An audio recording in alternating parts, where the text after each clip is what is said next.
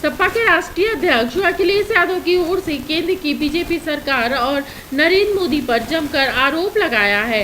इसके साथ ही exit poll के अनुमान के विपरीत नतीजे आने की संभावना जाहिर की है कि जितनी ऊंचाई पर जाकर कटती है पतंग, उतना ही बड़ा होता है उसका पतन। भाजपा कई दोषों के लिए जिम्मेदार है।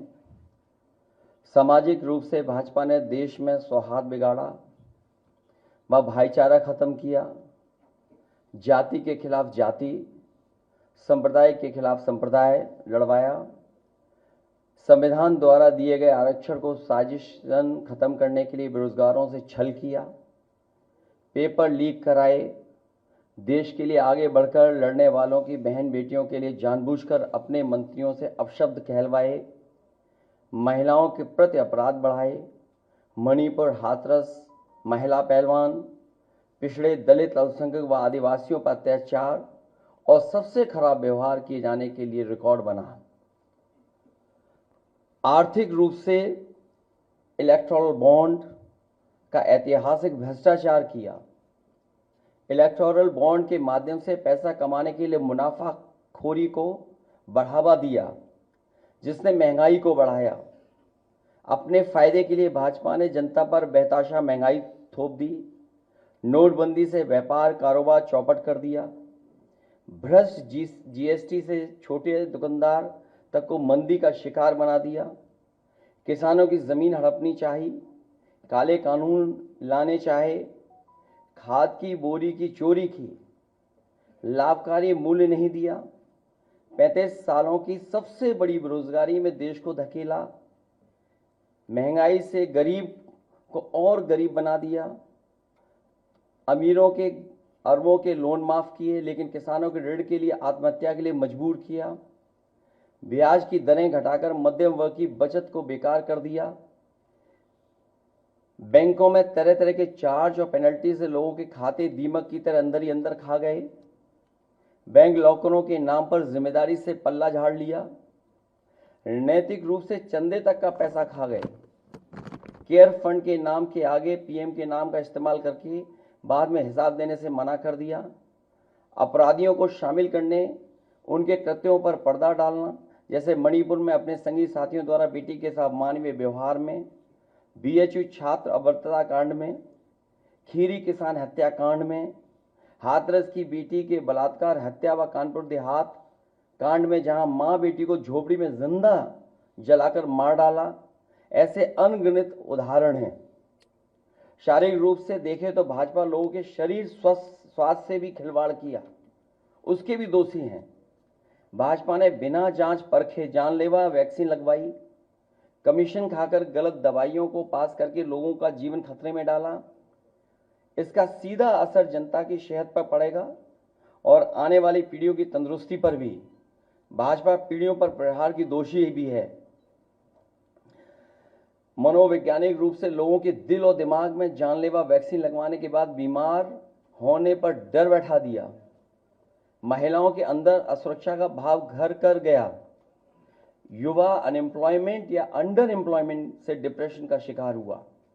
राजनीतिक रूप से चंडीगढ़ के मेयर चुनाव में कैमरे के सामने धांधली की, चुनी हुई सरकारें गिराई, खरीद फरोख्त का नकारात्मक सियासत को जायज ठहराया, पारिवारिक रूप से राजनीतिक फायदे के लिए परिवारों को लड़वा दिया, भाई के खिलाफ भाई को।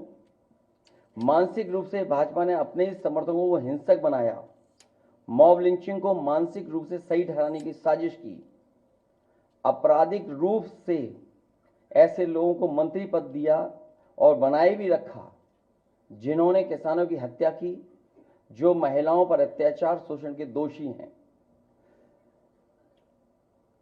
न्यायालय तक में अपने लोग पिछले दरवाजे से सेट किए, न्यायाधीशों से खुलकर एक विचारधारा विशेष के लिए बयान दिलवाए, न्यायाधीशों को राजनीतिक पदों पर लालच देकर कानून तक को अपनी भ्रष्ट सोच से मैला कर दिया।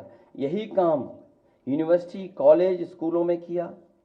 नौकरशाही में लेटरल एंट्री के बहाने यही धांधली की। योजना आयोग खत्म किया। ED, CBI, IT, income tax को सरकार बनाने, बचाने और चलाने के लिए इस्तेमाल किया।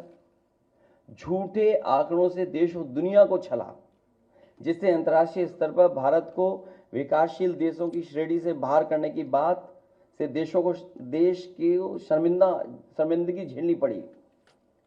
विदेशों में बैठे भारतीयों को अपमान झेलना पड़ा। दुनिया में डंका बजाने की बात करने वालों का ही ढोल पिट गया। विकास व रोजगार के झूठे आंकड़े देकर ठगा। संवैधानिक रूप से संविधान को पहले कमजोर करने पर बदलकर धीरे धीरे खत्म करने की साजिश ही नहीं, अपने लोगों से शरेआम कहलवाया भी। लोकतांत्रिक रूप से जनतंत्र को मनतंत्र में बदलने का दुस्साहस किया। व्यक्ति को व्यवस्था से बड़ा बनाने और बताने का दुष्प्रचार कर लोकतंत्र की भावना का अपमान किया। चुनाव के नतीजों को कुछ भ्रष्ट मीडिया कर्मी और अधिकारियों की मिलीभगत से बदला भी और आगे भी इस चुनावी घपले को जारी रखने का षड्यंत्र रचा। भाजपा ने इन्हीं सब कारणों से देशवासियों की जिंदगी को खतरे में डाल दिया है। साथ ही भाजपा ने अग्निवीर जैसी अल्पकालिक भर्ती, जो देश की सुरक्षा व सीमाओं से समझौता करके देश को खतरे में डाल दिया है। भाजपा का झूठा राष्ट्रवाद, चीन की घुसपैठ से रजांगला मेमोरियल जैसे शहीदों के बलिदान का स्मारक तक नहीं बचा पाए। भाजपा की भ्रष्ट नीतियां बीते कल के लिए नहीं बल्कि भविष्य में भी देश की रक्षा के लिए असमर्थ व अक्षम है। इसलिए जनता इस बार गांधी जी को याद करते हुए करो या मरो की तरह आंदोलित हो गई है और अपने देश के भविष्य बचाने के लिए नया स्वतंत्रता आंदोलन लड़ने के लिए तैयार बैठी है।